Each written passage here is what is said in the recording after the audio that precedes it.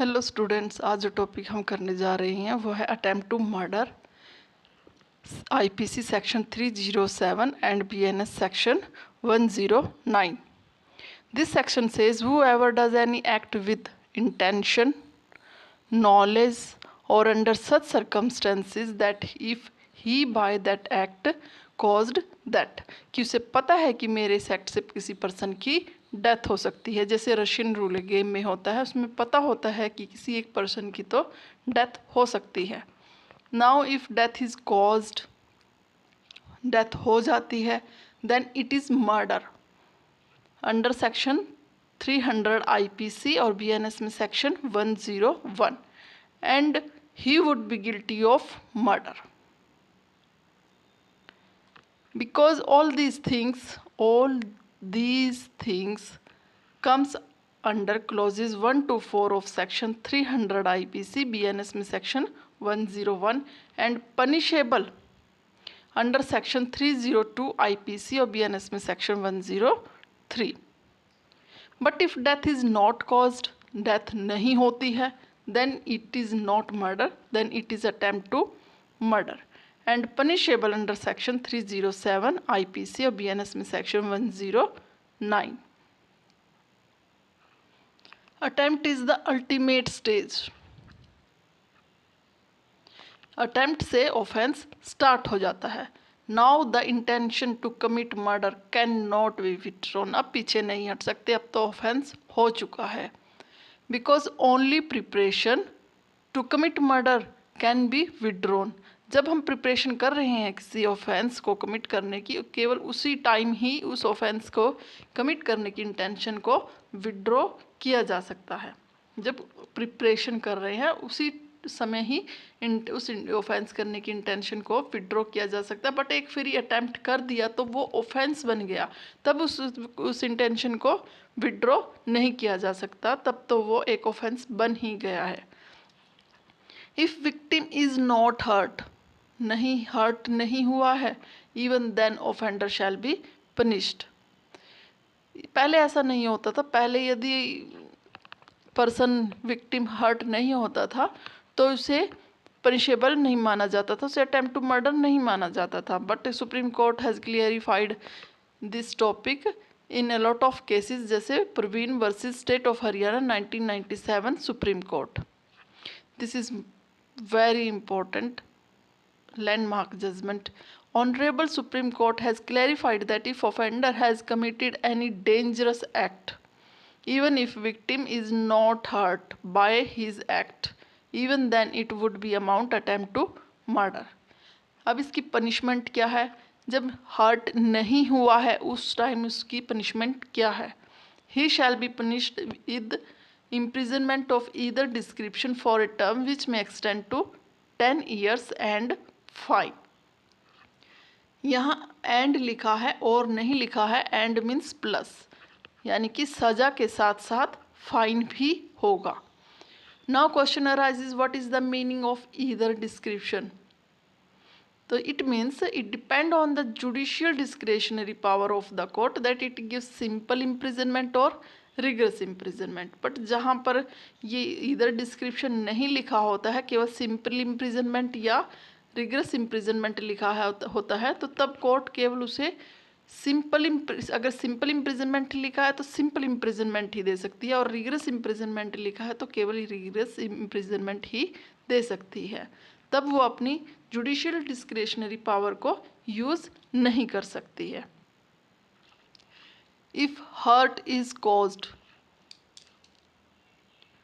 If hurt is caused to any person, अब यहाँ पर यदि हर्ट हो जाता है, यहाँ पर इसमें दो टॉपिक दिए गए हैं, दो बार बताया गया कि एक पॉइंट तो ये बताया गया कि जहाँ पर हर्ट नहीं हुआ है तो उसकी क्या इम्प्रिजनमेंट है, क्या पनिशमेंट है, और दूसरा पॉइंट ये है कि जहाँ पर हर्ट हो जाता है by the attempt to murder तो उसकी सज़ा क्या है। If hurt is caused to any person लिखा है, एनी पर्सन मीन्स किसी भी पर्सन को हर्ट होता है, ज़रूरी नहीं है कि विक्टिम को ही हर्ट हो, किसी भी पर्सन को हर्ट होता है। जैसे कोई उसके आसपास से गुजर रहा है, उसके पास खड़ा है कोई भी पर्सन और वो हर्ट हो जाता है, तो कोई भी पर्सन अगर हर्ट होता है, by such act then the offender shall be punished either to imprisonment for life, imprisonment for life और to such punishment as is hereinbefore mention. Means as, यहाँ पर as is hereinbefore mention का मतलब होता है जो पहले सजा बताई गई है 10 years and plus fine.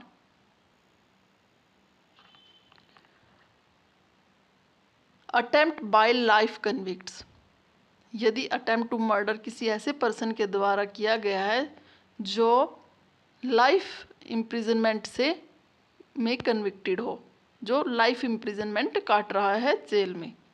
In cases where the offender is already serving a life sentence under sub section 1 and causing harm, harm हो जाता है in an attempt to murder, then he may be punished with death.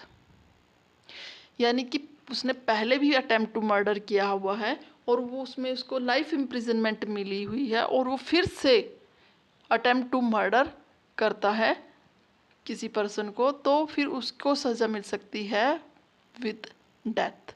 यहाँ पर मे लिखा है, शैल नहीं लिखा है। मे का मतलब को जज उसको डेथ की पनिशमेंट दे भी सकता है और नहीं भी दे सकता है। अगर यहाँ पर शैल होता तब उसको देनी, जज को ये पनिशमेंट देनी होती है, बट मे लिखा है तो ज़रूरी नहीं है कि जज उसको डेथ की पनिशमेंट दे ही ज़रूर। बीएनएस में इसके साथ डेथ पनिशमेंट के साथ इम्प्रिजनमेंट फॉर लाइफ भी जुड़ गया है। बीएनएस में लिखा है डेथ और imprisonment for life which shall mean the remainder, यहाँ पर imprisonment for life means the remainder of that person's natural life. IPC में केवल डेथ दिया गया है कि यदि कोई पर्सन इम्प्रिजनमेंट लाइफ इम्प्रिजनमेंट काट रहा है अटेम्प्ट टू मर्डर में, फिर वो दोबारा अटेम्प्ट टू मर्डर करता है तो उसकी इम्प्रिजनमेंट हो सकती है डेथ। बट बीएनएस में डेथ पनिशमेंट के साथ साथ इम्प्रिजनमेंट फॉर लाइफ को भी जोड़ा गया है, जिसमें बीएनएस में इम्प्रिजनमेंट फॉर लाइफ मीन्स है यहाँ पर the remainder of that person's natural life. अब इसकी क्लासिफिकेशन ऑफ ऑफेंसेस क्या है? It is non bailable offence because magistrate can deny to give bail, कि मना कर सकता है क्योंकि ये एक सीरियस केस है। It is cognizable offence, it is non compoundable offence and it is triable by court of session. Because 7 साल से ज़्यादा सजा है, जैसे 10 years which may extend to 10 years and life imprisonment, तो फिर कोर्ट इसको डील करता है, ट्राई करता है कोर्ट ऑफ सेशन। और ये कॉग्निजेबल ऑफेंस है। इस ये कॉग्निजेबल ऑफेंस में police officer without arrest warrant के अक्यूज्ड पर्सन को अरेस्ट कर सकता है, इसलिए ये कॉग्निजेबल ऑफेंस है। आई होप आप सबको ये लेक्चर बहुत यूज़फुल होगा, आप सबके लिए, आप सबको बहुत पसंद आया होगा। Thank you so much.